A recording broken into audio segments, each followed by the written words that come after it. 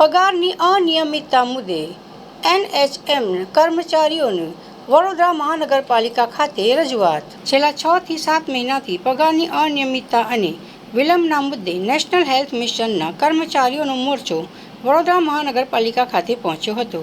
છેલ્લા 2 મહિનાથી પગાર ન મળતા આર્થિક સંકળામણ ભોગવી રહેલા 350થી વધુ કર્મચારીઓએ તંત્ર સમક્ષ ઉકેલ માટે ઉગ્ર રજૂઆત કરી છે. વડોદરા મહાનગરપાલિકાના હસ્તક આરોગ્ય સેવાઓમાં ફરજ બજાવતા નેશનલ હેલ્થ મિશનના કર્મચારીઓ આજે કોર્પોરેશન કચેરી ખાતે ઉમટી પડ્યા હતા.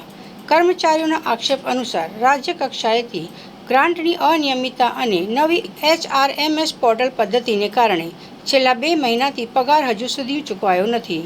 મધ્યમ વર્ગથી આવતા આ કર્મચારીઓને મોંઘવારીના સમયમાં ઘર ચલાવવું મુશ્કેલ બન્યું છે, તો બીજી તરફ બેંકના હપ્તા બાકી રહેતા પેનલ્ટીનો આર્થિક બોજો સહન કરવો પડી રહ્યો છે. કર્મચારીઓએ દર મહિનાની 5મી તારીખ સુધીમાં નિયમિત પગાર થાય તેવી માંગ કરી છે. જોકે આ મામલે આરોગ્ય અધિકારી મુકેશ વૈદ્યે જણાવ્યું હતું કે ગ્રાન્ટ આવી ગઈ છે અને આગામી 2 થી 3 દિવસમાં તમામ કર્મચારીઓને પગાર ચૂકવી દેવાશે. અમે લોકો NHMના કર્મચારી છે. લાસ્ટ 6 થી 8 મહિનાથી પગારની અંદર અગવડતા રહી છે. ગ્રાન્ટના પ્રોબ્લેમ છે, એના કારણે આવી રહી નથી સેલેરી.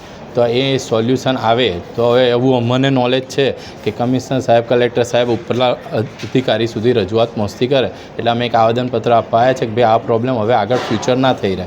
કારણ કે અત્યાર લગી અમારી પાસે જે હતું તેવી રીતે અમે ઘર ચલાવવા માટે પ્રયત્ન કરીને ચલાવ્યું.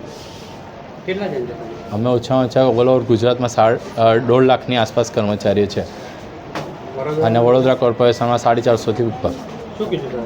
હજી હવે મળવા જઈએ છે ને, અંદર જઈએ એટલે ખબર પડશે. સાહેબ તો અમને પહેલાં પણ અમારા અધિકારી છે એમને તો ઉપર પણ જાણ કરી છે. એ લોકો તપાસ પણ કરી રહ્યા પણ નવી સિસ્ટમ કારણ કે આ 5 લેયર સુધીમાં સ્ટેપ જઈ રહ્યું છે. એટલે અહીંયાથી ફાઇલ જાય ટ્રેઝરીમાં પછી એ અપલોડ થાય છે કે નહીં એની કોઈ માહિતી વચ્ચેનું ફોલોઅપ લેવાવું જોઈએ જ નથી. જો ફોલોઅપ પણ લેવાય તો વચ્ચે રિજેક્ટ થયેલી ફાઇલ પાછી આવી છે તો આપણને ખબર પડે. તો એક સિસ્ટમ કરે તો મે બી અમને એવું નોલેજ છે ત્યાં સુધી 10 દિવસની અંદર ગ્રાન્ટ આવ્યા પછી પગાર મળી શકે છે, જે બીજા અલગ અલગ ડિસ્ટ્રિક્ટમાં મળી ચૂકેલો છે.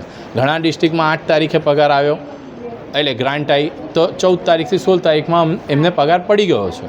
એટલે એવી સિસ્ટમ એવું કંઈક કરે એવી અમે નમ્ર રજૂઆત કરીએ છીએ કે ભાઈ એના કારણથી અમને પણ આ અગવડ ના પડે અને અમે પણ અહીંના લોકલ કર્મચારીઓ એ વસ્તુ લઈ શકીએ. અને આ પ્રોબ્લેમ અમે તપાસ કરી MP સરકારની અંદર હોય, કર્ણાટક સરકારની અંદર હોય કે મહારાષ્ટ્રમાં, હમણાં કરંટ 4 જગ્યાએ અમે લોકોએ વાત કરી, ત્યાં પણ આ ઇસ્યુ હતો પણ વચ્ચેથી પ્રોબ્લેમ સોલ્વ આઉટ કરીને એ લોકોને સેલેરી થઈ ગયો.